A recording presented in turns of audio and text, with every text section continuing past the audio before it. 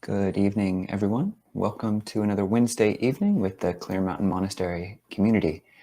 This evening, we're very happy to have Venerable Maechee Paññāsirī with us. Venerable, thank you so much for joining us. Thank you for inviting me, Ajahn.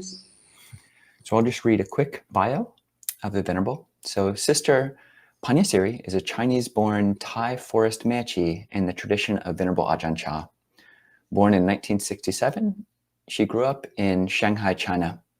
Sister has worked many years as a writer, creative director, a teacher of yoga, pranayama, and meditation, as well as traveling the world with a deep spiritual pursuit, which she was born with. Finally, this lifelong inner quest turned her into the path of the Dhamma. In 2018, she became a student of Venerable Ajahn Jayasāro and started the training in various forest monasteries in Thailand as an 8-precept Upāsikā. In 2020, she became a Maechee with Venerable Ajahn Jayasāro as her preceptor and was instructed to go on almsround and not to receive or use money. Sister Maechee Paññāsirī currently remains in a nun's hermitage near the Khao Yai mountain in Thailand and teaches via Zoom with our Clear Mountaineers on the 2nd and 4th Thursdays of each month. And people can find out more about that on our Discord server. So, Sister, thanks again for joining us.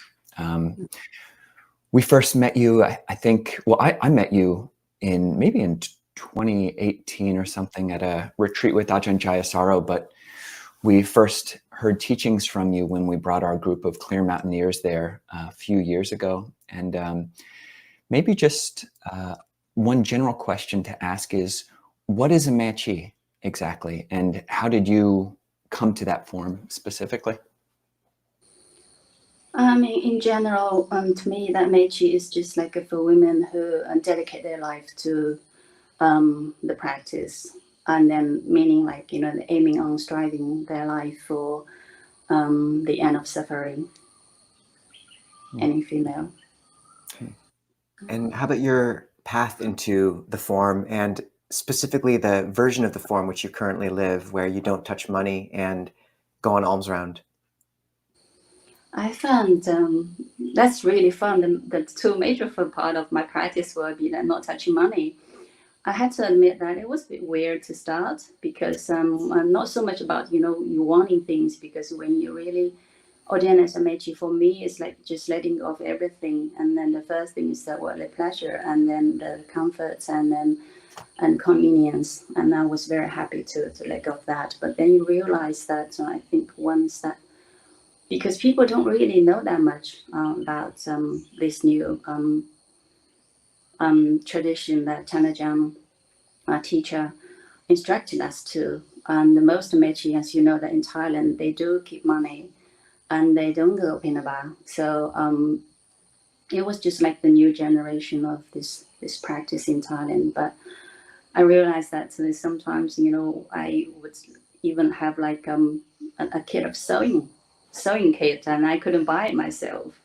So, but it didn't take me long to realize this liberation about not having money. And then you started to really contemplate, and how can I possibly and to live like a samana through our own practice, and to let go of more things, while the society not really acknowledge that. So, and also going pinaba barefoot, and for me, it's like always, I think it's always still today, that's the highlight of the day for me. And that, and there's so much to learn, and so much to remind ourselves, this short journey, and then about 40 minutes in the morning. And I don't get that much food, because most of the donors and the villagers, and they do sometimes cook, but with meat. And being a monastery and being a vegetarian, and I hardly don't. But you realize it's not about going for the food. And at the beginning, I remember the first 3 weeks when we first go pinaba, it was so difficult for me. I was just in tears all the time, and I even returned to my kuti, I was in tears. I couldn't even taking the food down, because I just thought to myself, what made me worthy of this offering from people that, because their house is just behind them, and they live in such like a basic life, But they got up so early in the morning, then providing us all this hot food and hot rice, and then what made me worthy of doing that. So I was very happy that to let go of everything. If anything that more than money I can let go of, I'm very happy to let go of that. Yeah. So in Thailand, the Maechee form is very common. So someone growing up in Thailand would see Maechees, these white-robed female renunciates, all over the place. I've heard that there are between 200 and 300,000 monks in Thailand at different times of the year, but I wouldn't be at all surprised if it was at least that many, if not more, Maechees. But growing up in China, did you have any examples of renunciates or monastics, either male or female? No, I think my path is a bit different than most people. I started very late, and prior to that, I had the time that you met me at the during the English retreat. That was my very first encounter with Dhamma. But I had to say I was very fortunate. I met the teacher, who I've always been looking and waiting for all my life, and maybe previous lifetimes, and then waiting for the right teacher. I met a lot of teachers and on a different path. But when I met Ajahn Jayasāro, it was clearly for me that he was the one that is just like a living example of the Dhamma. That's something I didn't even know, had any idea. And I remember when I attended this very first retreat, I kept telling everybody, I'm not a Buddhist, I'm not a Buddhist. I never wanted to be like ist. But then you realize that you see this person, this human being who has all these qualities that you wish to develop, and you were just interested and curious about the training code behind such human being, and you would like to wish to develop. So he was like an inspiration for starting the Dhamma practice. And then of course there's a lot of other things that cause and condition happen, but I think Ajahn Jayasāro was the major essential condition for that. But prior to that, I realized when I keep telling people that I was not into Buddhism, I started to correct myself. I was saying that I was just not really inspired by certain form of these teachings being practiced. I was not able, or I didn't have this good merit to meet with them practitioners who can really inspire me, and not to mention that bring me to the path. But I was thinking it's just the right time. Everything occurred, and for me to put on the robe and to live a holy life, which is something people call it sudden, but I didn't see this like a sudden event. It's just cause and condition happen. I've been waiting for this almost for many lifetimes, not only this life. And when I first went to Upananda, this is how I felt. It strikes me that faith had to carry you a long way, Maechee. You've spoken about how for women the practice can be harder. And I know before you encountered your current situation at the hermitage, you lived for quite a while in monasteries where you had to be cooking in the kitchen alongside practice, where you confronted a certain disparity in the culture. And how did you work with that? And how did you make it part of your practice? How did you make it, how did you flourish through those years? First of all, I think it's very important when we make a commitment, and then the intention behind the commitment, and then also the sincerity behind the commitment. I mean, the faith also, and of course behind all the Cetana, the commitment. I had this very unshakable faith in the very beginning.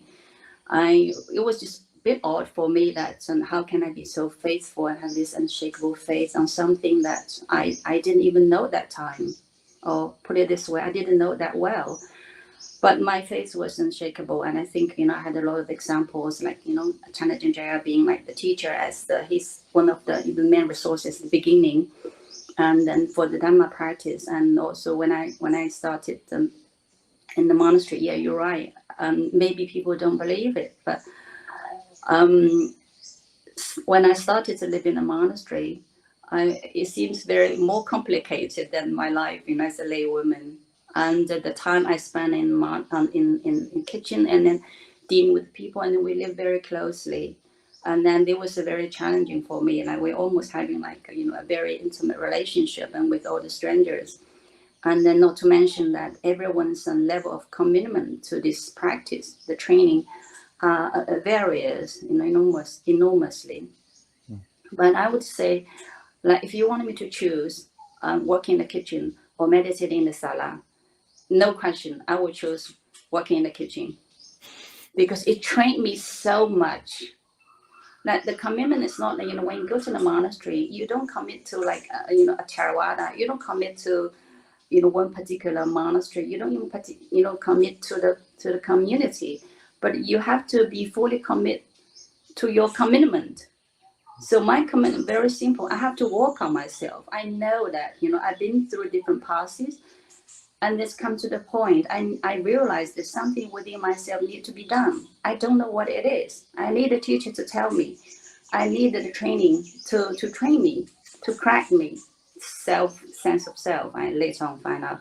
So how can possibly be better place than in the kitchen, and through yourself with a group of people you don't know and with different even values. It's just wonderful. Like Nombo Charles taught us that just stick to your commitment and then watch the mind closely. What's arising? I'm sure that you have much more things to arise in the kitchen. Particular like you being a vegetarian and cook in the kitchen. That's you have all the meat and the food and the fish and all the flavors I haven't had for so many years, and it just like coming to you. And then the ayatana, like you have to be mindful all the time, otherwise you won't survive. Venerable, you talk about sticking to your commitment, but you had a choice to which form you committed yourself to. And I'm curious, I mean, you speak multiple languages, and oftentimes someone who's not born in a Buddhist country and kind of comes across Buddhism, especially whether male or female, you kind of, sometimes people will shop around, like, do I want to be a monk in this country, or do I want to be a novice? Or for you, there are even more in terms of theravada female forms. And I'm curious how you're so committed to the form that you're in, and how did that come to be that you felt so comfortable in this form? I didn't feel comfortable at all, but I just work on that. I adapted to it. I realized it's so important that I didn't know anything about the Meechee form. I didn't know anything about theravada, but I said it was the main reason for me to come to Thailand, because I want to follow Ajahn Jayasāro as my teacher,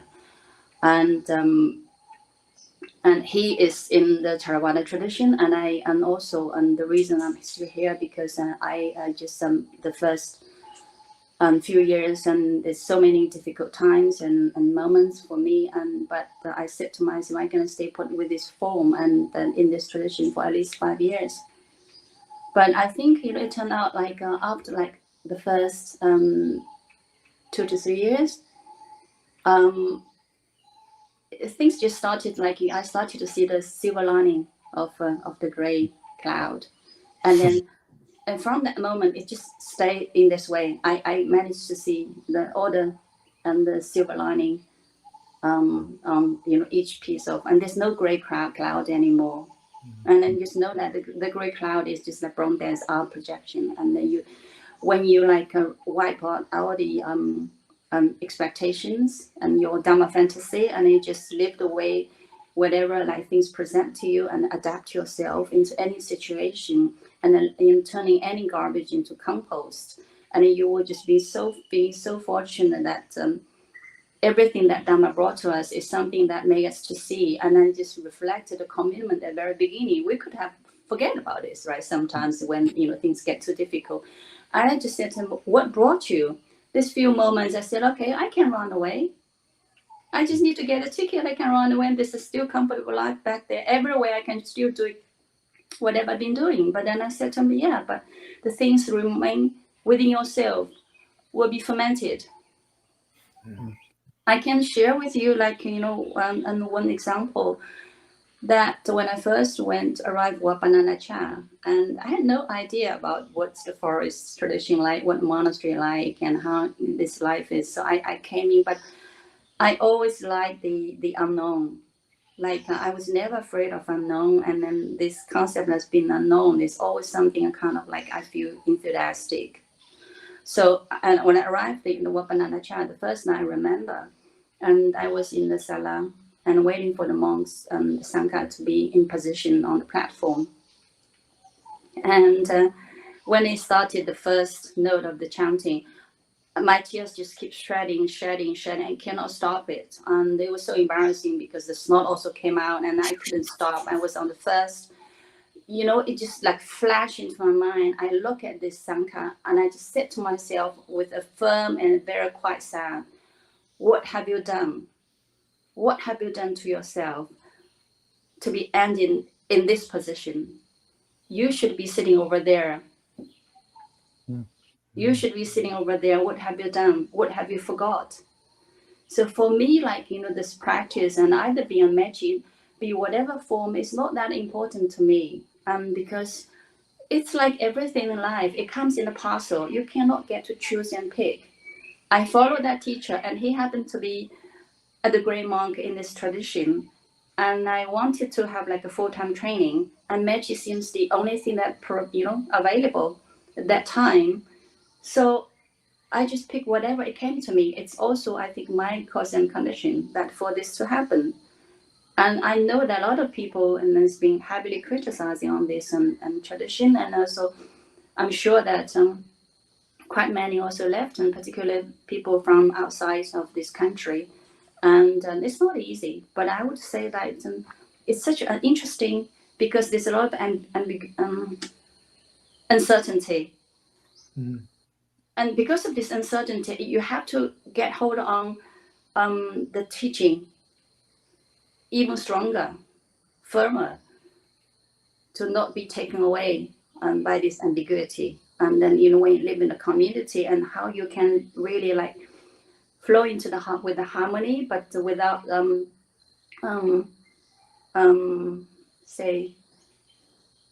sacrificing your level of commitment. But instead of saying, I'm better, I'm special, and you have to keep this practicing, this training more internal, like publicly, privately, what's your mental state again. So it was very difficult. It was just like pulling the tree, and a big tree. I came here like just everything's been uprooted, and had to learn everything from. But it was exciting for me. Like even the bitterness tastes very sweet to me. It was not while you're tasting it, but the aftertaste was very sweet. I just think, and I didn't wish anything to be different than this. Everything's teaching me and show one button that's been well hidden within me.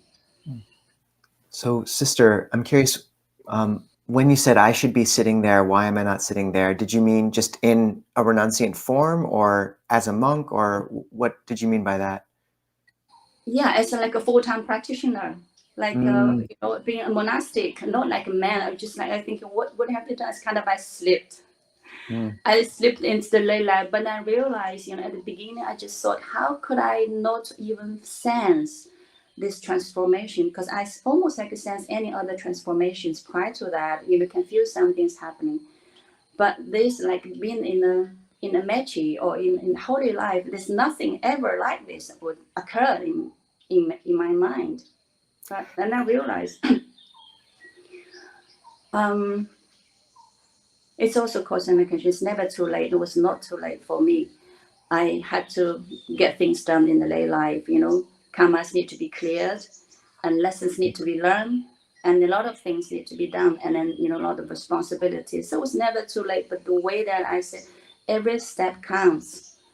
When you have really a long preparation, and when you get to the path, then I feel every moment for me is very precious.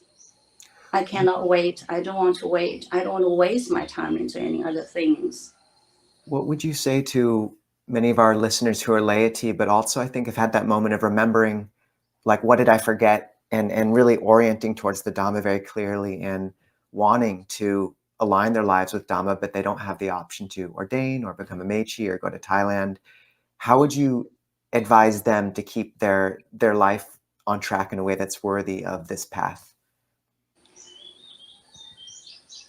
even someone like me, like I'm staying in Thailand, the Buddhist country, and remain in the, you know, kind of like the Meechee form or order. There's nothing like called ideal or perfect. I still have to build a monastery within the monastery. So this is something I tell to everybody, like it's not about the form. Form is important, but to build your own monastery. You know, every human being should have a mobile monastery. Excuse me. And then by introducing the teaching that they can keep and they can follow for the time being. So you really build up the monastery, personal monastery, brick by brick, by following this, you know, the Sila Samadhi Panya training, the same training, because Lord Buddha offered one training to the lay and the monastics and women and you know, and men too. So there's no like separate teaching. It's just a matter of the intensity, and then how much time and energy that you wish to invest into that, and in a way that how you prioritize your life. And then, you know, if you keep the, like I said, well, for lay people, if you can periodically or even like for full time keep the 8 precepts, that's a big move. You've already cut down all these temptations, and for women particularly. And then there's a lot of like fuss we made, you know, on our looks and presentations, everything that, you know, it can be really put to the side, and so you can really unsave a lot of precious energy. But very important, you have to see the importance of the Dhamma, then you will really go for it.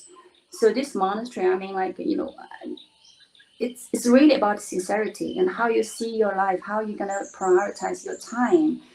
And you can keep the precepts, like the 8 precepts. You don't need to tell people, you know, I'm keeping precepts and make it awkward. Like, it's not important you be a Buddhist. It's more important how you practice this. Like the Dhamma quality is the human quality. You don't need to become a Buddhist to practice all these qualities, right? You can still keep the precepts without, you know, claim yourself being a Buddhist. I've had a lot of lay friends who never like claim themselves be a Buddhist. They may not, you know, not even aware that they're keeping the precepts, but they are doing that. So everybody, can do the same thing. Sister, one of the nice things about talking with you, whether it's here live like this or even just in a phone call, I mean, your sincerity and your just striving is really impressive. I mean, in one of our previous phone calls, I think the 3 of us, I was actually taking notes because it was like I was like hearing a Dhamma talk the whole time. And something I think you said during that call is that if you ever find difficulty, that's something in yourself. And that's a pretty extreme statement, I think, for most people. I think it's very much in line with Dhamma, but I'm curious if you could say more about that, because it's I think that would be hard for many people to hear or to accept. Or I keep telling people, I think, you know, people always calling me like, oh, how can you be so strong? I mean, I don't believe that, you know. I mean, I don't see myself, but I think probably it's difficult. Of course, the first few years, it was extremely difficult. I mean, like coming to Thailand and living life in this way has been the most difficult, and the most difficult in my life and in all aspects.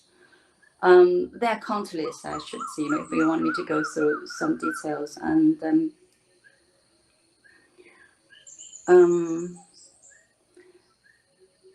if you ever want me to name one, I would say probably that the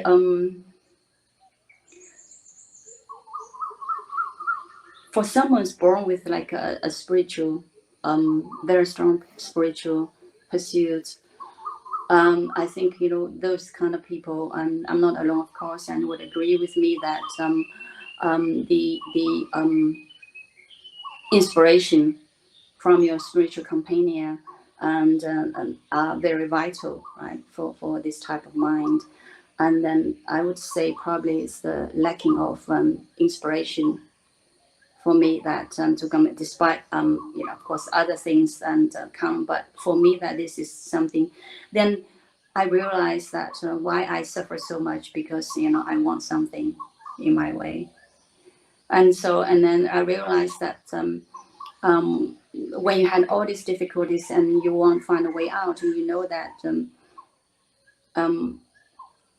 all these difficulties, and they only pointed one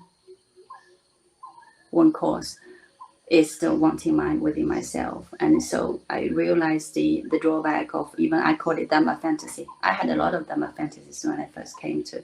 I thought, wow, I'm in robes, I can even fulfill all this, and I had this long list of even the way, like how I relate to the teacher, how he's supposed to train me, and how I deal with all the the other the fellow Mechees and other people, and a lot of things. But soon you have to tear off the list and then live to the present, and then the moment then we let go of all the expectations, and then you have to wipe it. Whenever the mind you started rising a bubble about something I just cut it off.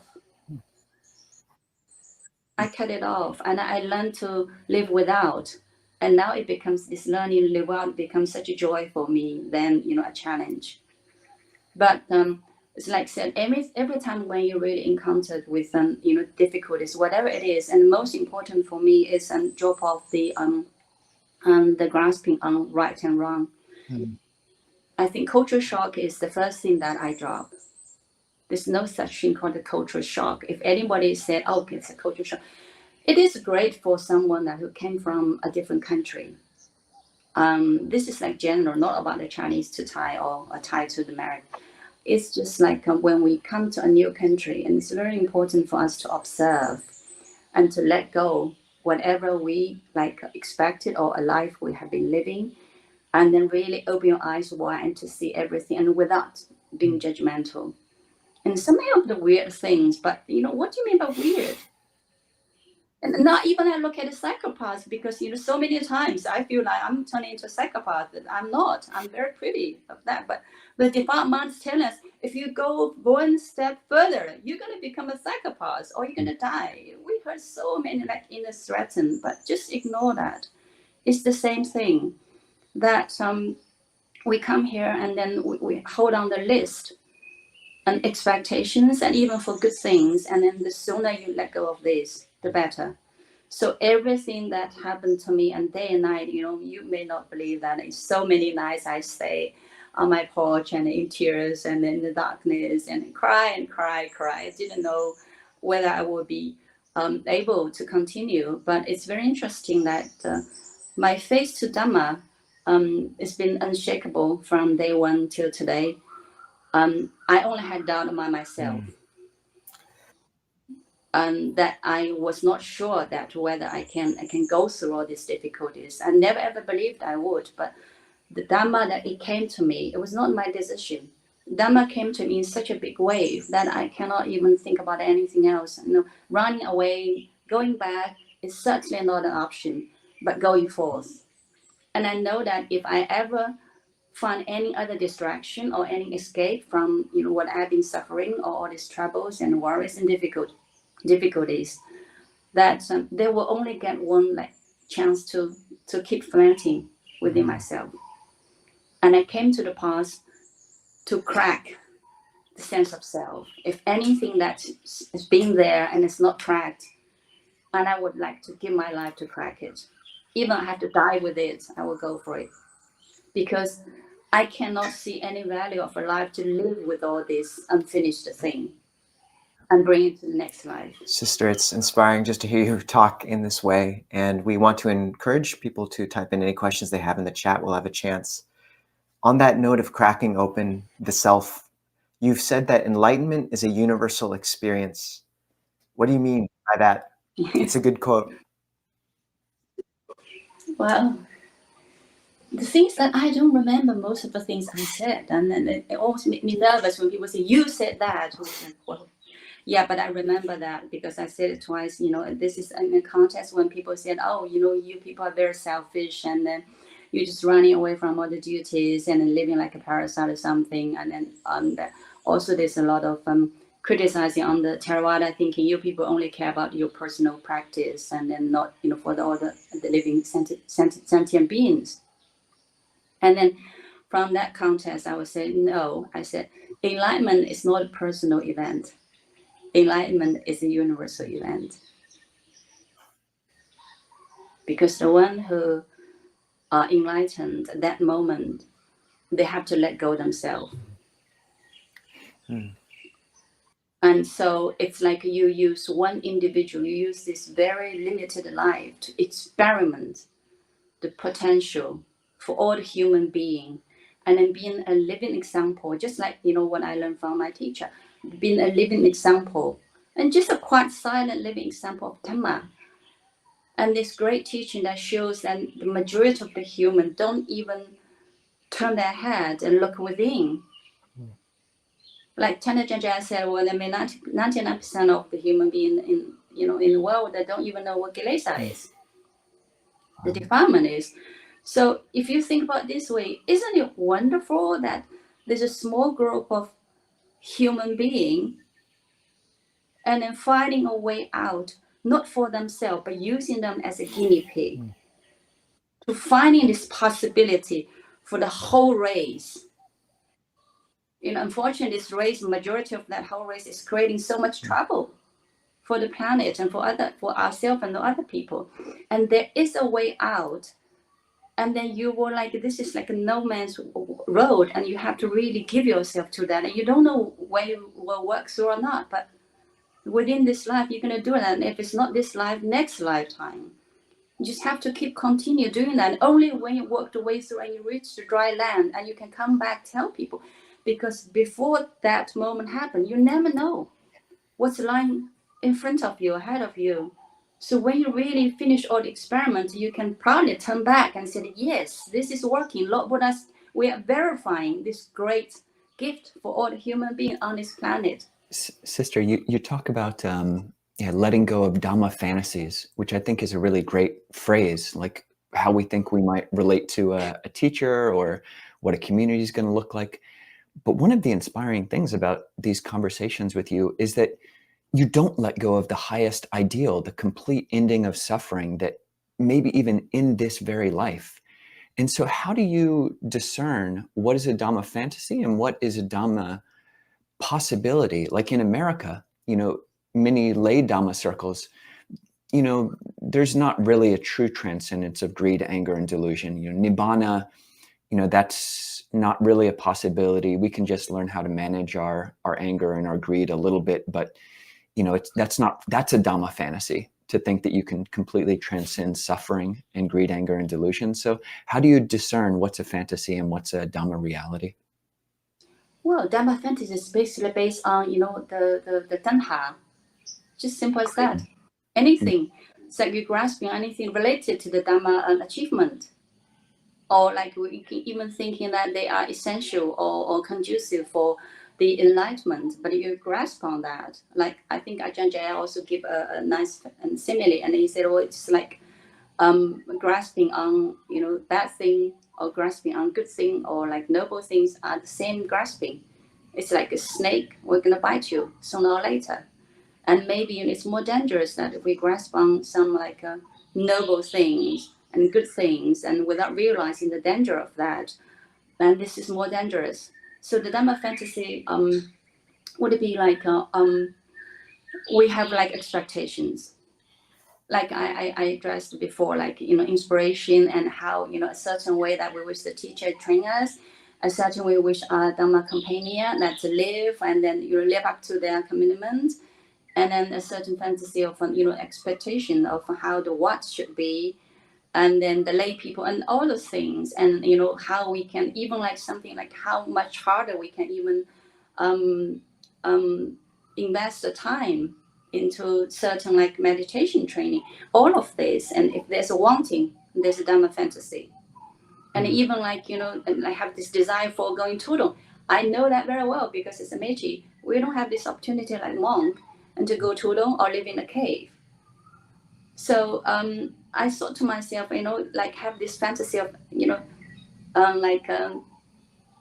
ascetic training. I don't have all these opportunities. And then so I started to contemplate what's the quality that behind Tudong and then the cave living. and then one should are supposed to develop, and then so you just develop this quality.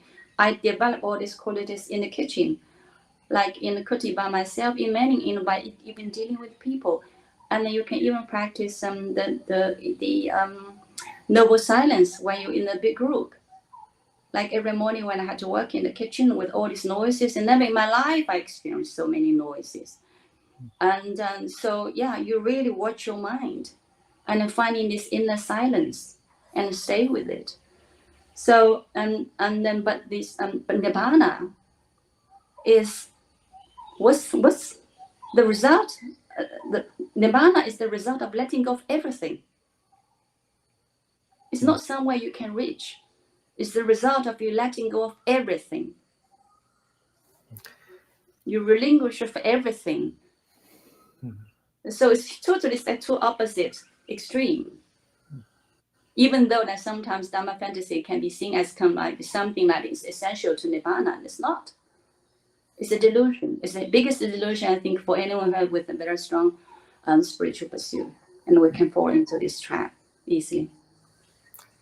Sister, on the note of discerning what is Dhammic fantasy and what is wholesome aspiration, letting go versus, or I suppose accumulating versus letting go, just mapping that on with a question from the chat to the holy life. Two related questions, actually. The first is, Dear Venerable, do you aspire ever to be a nun? And I think she probably means bhikkhuni in this case. And then a follow-up is, hello, Meechee, how does one know if they are suitable for the holy life? What if faith is strong, but there's a fear of failing? And my sense is those are too big enough of questions that you should probably approach one at a time, but maybe with the first, do you ever aspire to be a bhikkhuni? Me? Well,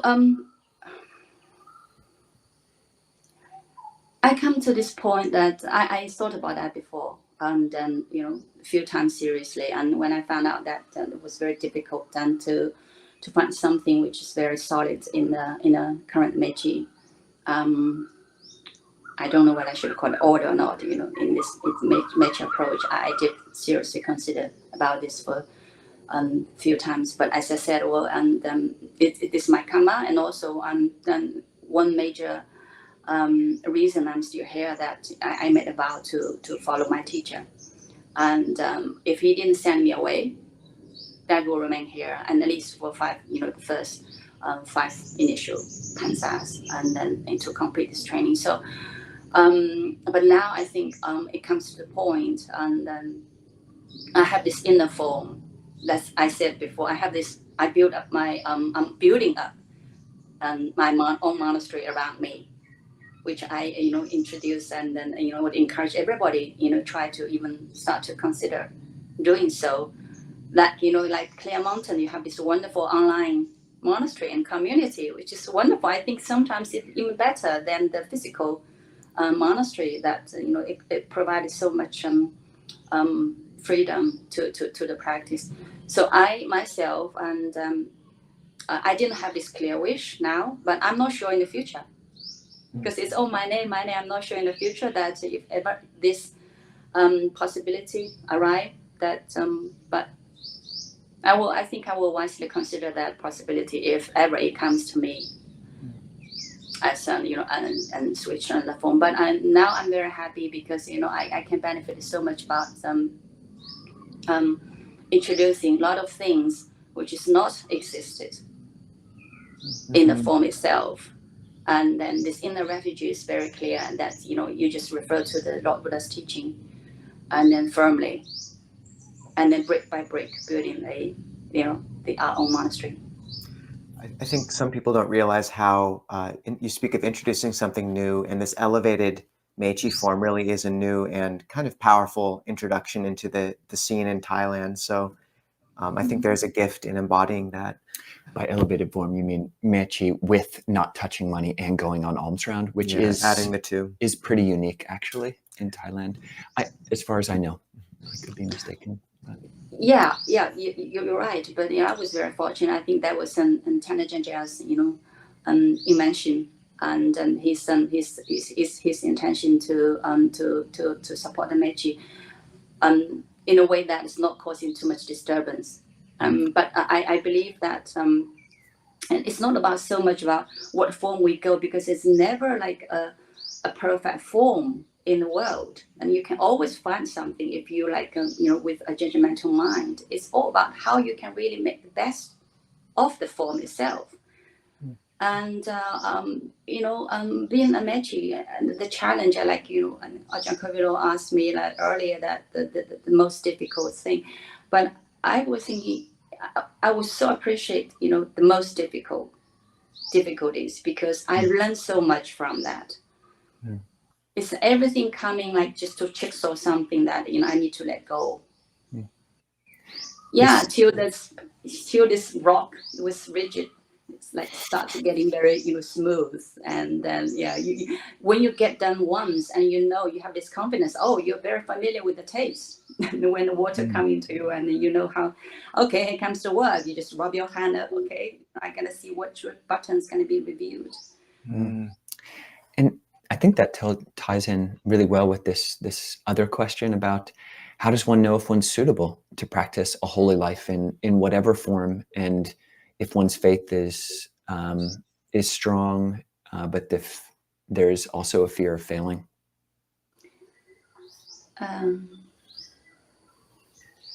You don't know before it arrives. You only know that when it comes, and then the moment that it comes, that you know that it is right.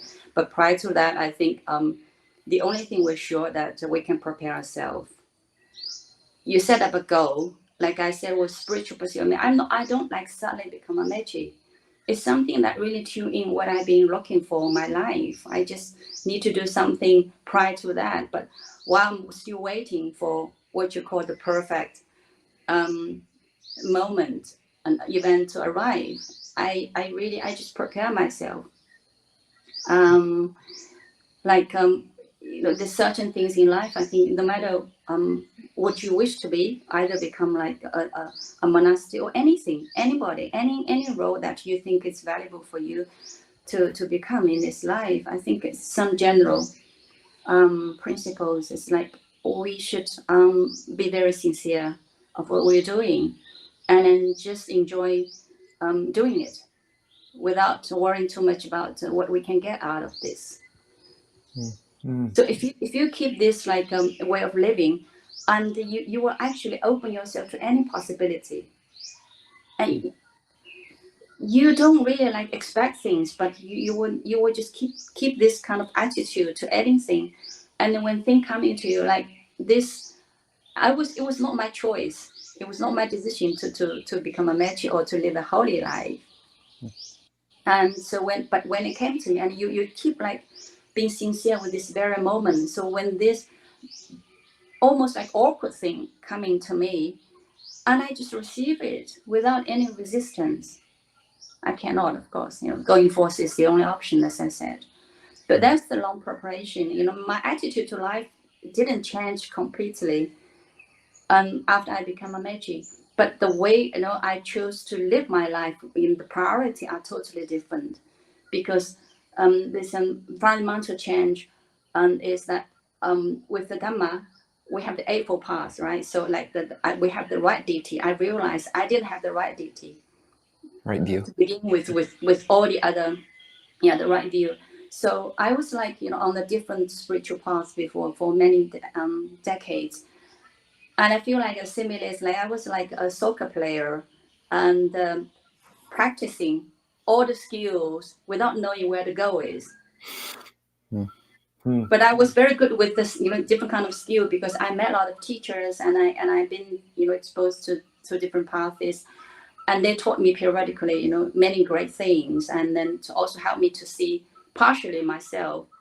And so when I met a teacher, and he showed me the path, and not only that, I see the result of the practice within this human being, and it's inevitable. Like he become like the source of my the faith to this practice. Not so much I have faith on this person, but I have a faith on the way that he lives. He committed to that.